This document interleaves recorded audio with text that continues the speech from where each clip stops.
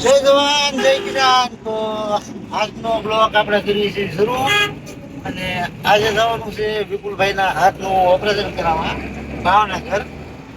કાલે પાલિકાના ગયા હતા, પાટાપટ્ટી કરાવી હતી અને એક્સરે કઢાવ્યો હતો. તો ના એવું ખબર પડી કે આંખી હાથ ભાંગી ગયો, આંગળી ભાંગી ગઈ. એટલે આજ ભાવનગર ઓપરેશનનો વારો છે. તો ભાવનગર કરાવી ભાઈનું ઓપરેશન, કારણ કે પ્રમદી ગા લાવ્યા હતા ને ગાયે હાથ ભાંગી નાખ્યો ભાઈનો. તો ભાઈને મજા આવી હતી. હાથ ભાંગ્યો છે તો કેમેરામેન તો બનાવ્યો જ છે ને, એક હાથ તો હારો જ છે. ઘડીક આપણો કેમેરામેન વિપુલભાઈ રહે છે. ભાવનગર જઈને હવે મળવી આગળ તમને લાલ દવાખાને. તો એટલે પૂછ્યા છીએ રસ્તામાં. આજે રંગોલીનું લોકેશન છે. એક બાજુ રે બકા સવારમાં અમારી ગાડી અમને બહુ જતી ગઈ હતી, શરૂ થતી નહોતી. કારણ કે આનું શું થઈ ગયું છે, ટ્રેક્ટર બાંધી આપણે લીધું છે ટ્રેક્ટરનું સ્ટેરિંગ. મઢાઈને તમને બતાવવાનું છે કેવું મઢાવ્યું છે, કોમેન્ટ કરજો કઈ રીતનું લાગે છે. કારણ કે એક કામમાં બે કામ કરવાનું. ભાવનગર બાજુ એટલું બધું ન આપણે આવવાનું હોય. ખેતરમાં મામા ઉભા લાગે છે, હપ્તા વાળા કીધી ઉભા ભાઈ. રંગોલી બાજુ જે આવતા તેને ખબર છે અહીંયા ફોર વાળા ઉભા હોય. લોકલ હોય એને હપ્તા દેવાનો હોય. આપણે કઈ ઉપર હોય ને આપણે તારા ખાવાનું હોય એમાં હું હપ્તા દે કાગળિયા બનાવીને હાલતું લઈ જવાનું. ઓલા કાકા મને ઊંચું હાથ કરે છે, આમ જવા દે આમ જવા દે, ફોનમાં વાત કરતા કરતા ખાઈસરમાં બેઠા છે આગળ.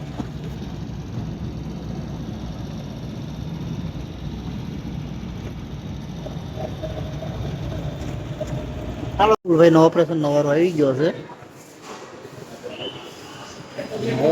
ભાઈ ને ઓપરેશનમાં અમે ઓપરેશન થિયેટર છે ના, એમાં ફરક કર્યું છે. તો હમણાં જઈએ એમ ઓપરેશનમાં, પછી ભાઈ કરાવીને આવશે હાથનું ઓપરેશન.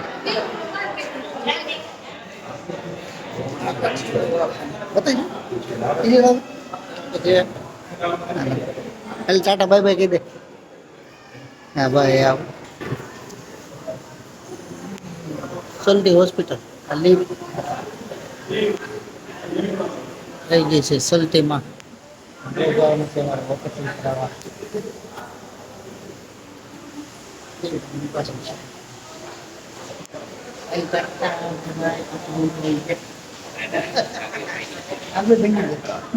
બતાવી દો આંગળી.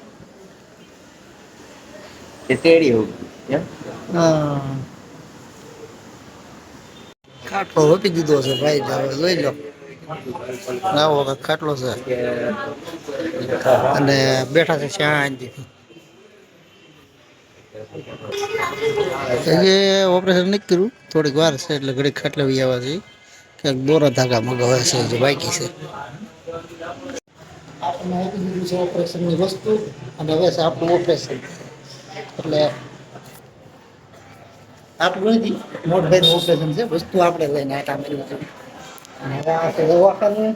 હમણાં થોડી વારમાં જવાનું છે ઓપરેશન બાજુ. તો મળીએ તમને આગળ. તો લઈ ગયા છે ભાઈને ઓપરેશનમાં ને આપણે બેઠા છીએ બહાર. અરે બીજો ભાઈબંધ છે, મારા ભાઈનો દીકરો જનક કરીને નામ છે, ઈ ગયો છે અંદર ને હું બેઠો છું બહાર.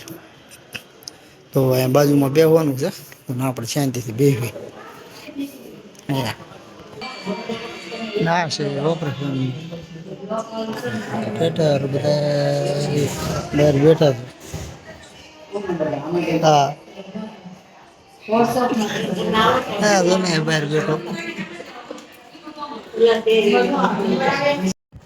એમ કહેતો ને ભાઈ દવાખાનું સારું તો નથી સારું, કારણ કે અહીંયા એટલી ઓળખાણ હોવા છતાંય નથી કામ ટ્રેન થતા. તો એની ઓળખાણનું એને શું થતું હશે. આપણને મળવા આવ્યા છે મારા મામાના દીકરો એટલે કે જબુભાઈ.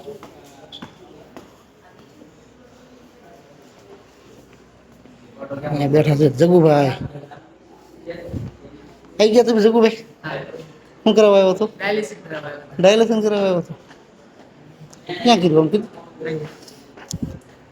તો અમારા ભાઈ અઠવાડિયે ભાવનગર નાટક મારતા જ રહી છે નિરાતે. એક દર્દી બીજા દર્દીની ખબર કાઢે છે. કદે સબસ્ક્રાઇબ કરજો એમ તો કે. હા ભાઈ આમ અંદર ને આ છે વેઇટિંગ રૂમ, જેમાં હું વેઇટ કરું છું કે ભાઈ હમણાં આવે પછી જઈ.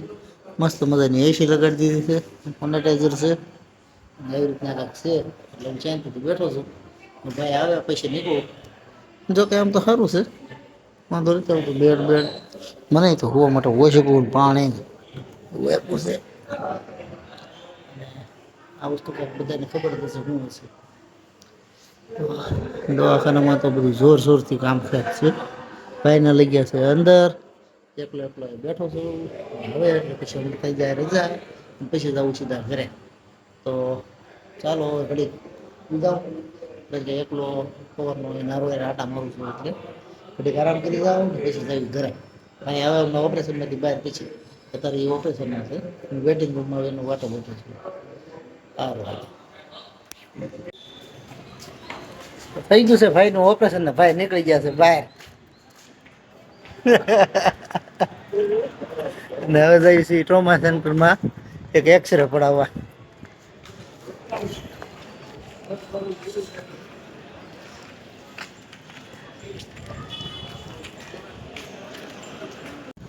તો મળી ગઈ છે રજા અમને, ને અમે નીકળી ગયા છીએ ઘર બાજુ જવા માટે. આ કાંઈક ભાવનગરનો નજારો છે. વિપુલભાઈ ઉતા છે, બેટરી ઓછી છે એટલે ફેસ કઈ શરૂ થતી નથી, એટલા માટે કઈ અમારું મોઢું કોઈને બતાવે જેને બતાવતું એને સારું કહેવાય. મારા ઘરનું એટલું બધું કઈ ખાસ રિઝલ્ટ છે નહીં. તો મસ્તીનો નજારો છે ભાવનગરનો.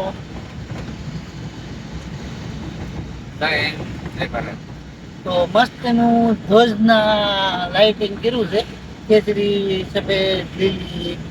તો જય જવાન, જય કિસાન, જય હિન્દ.